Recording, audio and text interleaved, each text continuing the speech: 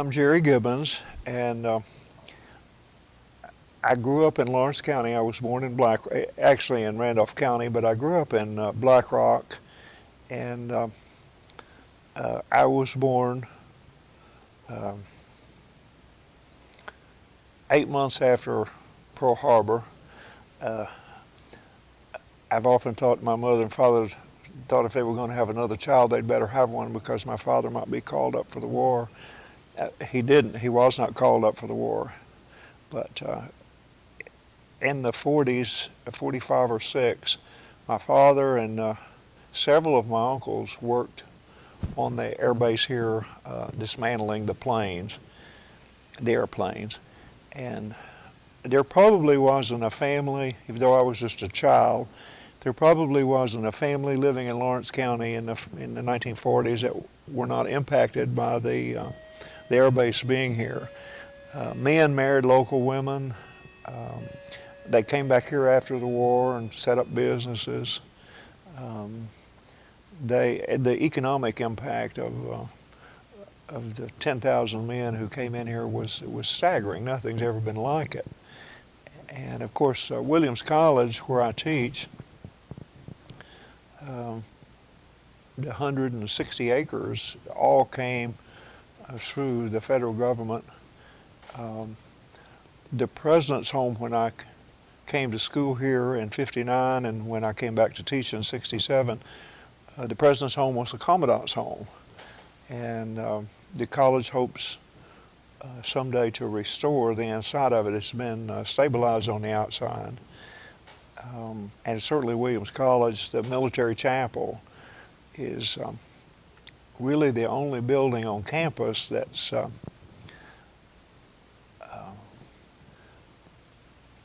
still recognizable from from World War II. It's not on the original site. It was a couple of blocks closer to, it was near the water tower. And when the college got the base in '47, after a fire in Pocahontas, in December, the fire destroyed the main building there of the college. And they were already working, Dr. Williams was, in securing the military base to move the campus.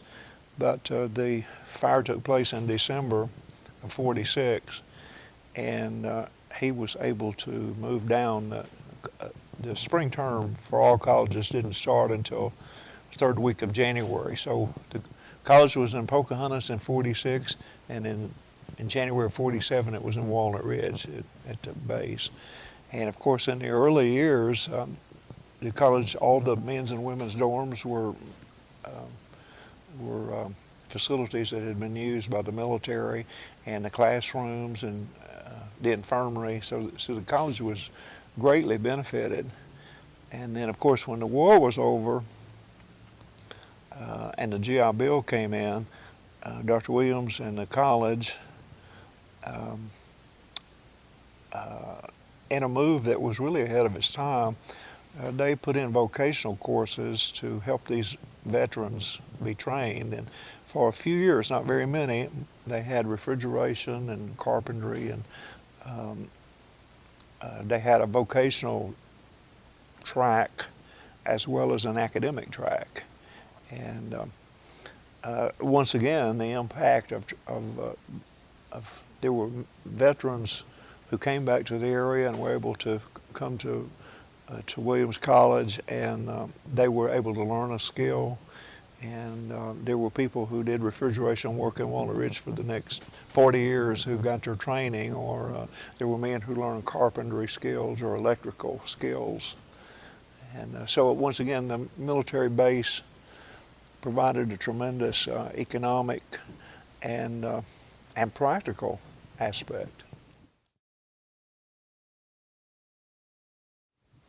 Well, even when I was a student at Williams in the 50s, 1959, I was a freshman, and the college offered night classes, and there were men who were in the military here, and they would take those night classes.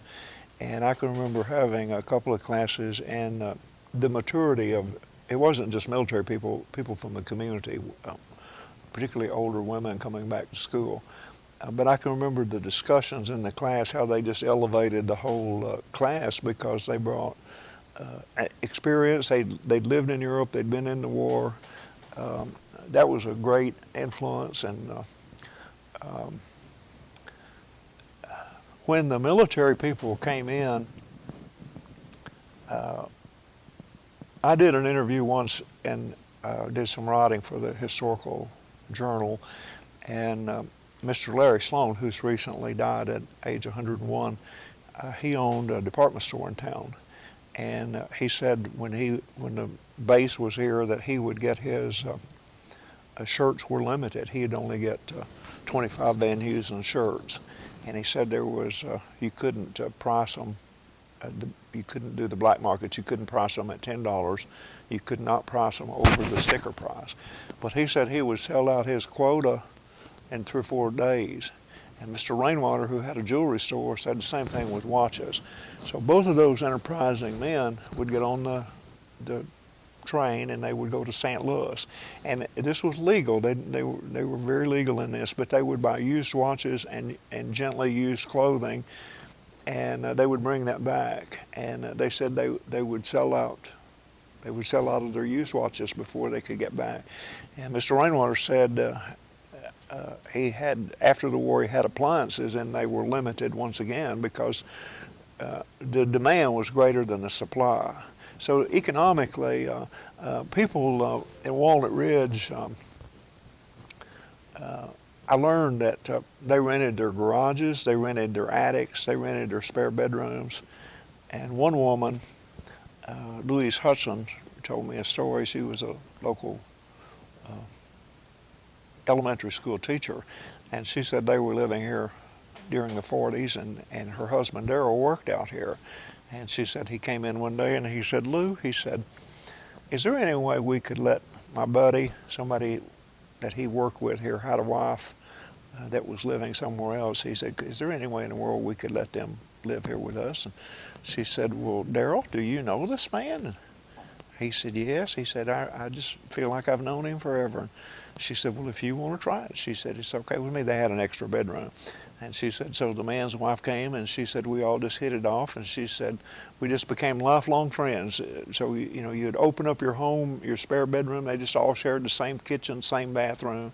So that story of the economic impact is endless, of the jewelry stores, the clothing stores, the local people who rented their attic or their garage, or and certainly the restaurants and grocery stores. There was just no end to the economic impact. Churches, I learned this from a Williams College display. The Methodist Church started a ministry for men who were in the military. The Baptist Church did, and on holidays especially, they would feed.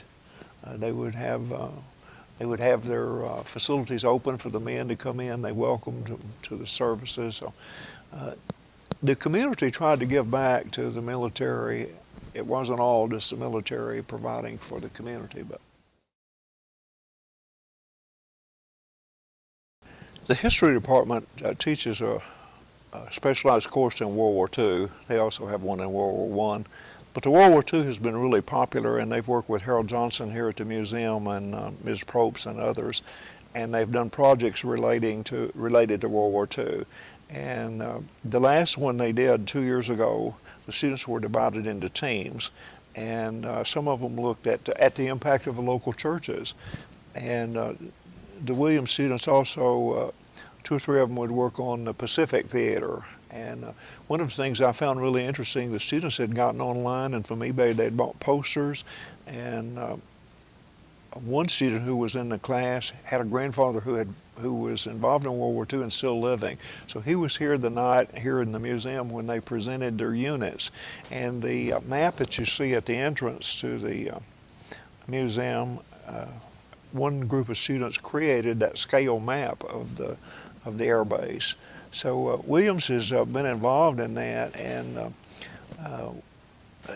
our students come down to the museum and they look through it, and this is a great place, even if they're not history majors or they're not in a World War II class, it's a great place for them to come to learn a little bit more about their country.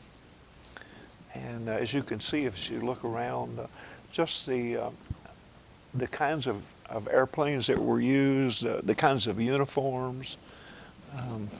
And one of the cases up near the front, I was visiting with an ASU professor, and he told me that his brother was killed in WW2, and another brother had died, and he was going to be cleaning out the house, and he said, I don't know what I'm going to do with all of those things related to that my brother had, the uniforms. And I said, oh, have you ever thought about giving them to the museum in Walnut Ridge? And he said, no, I hadn't really thought about that.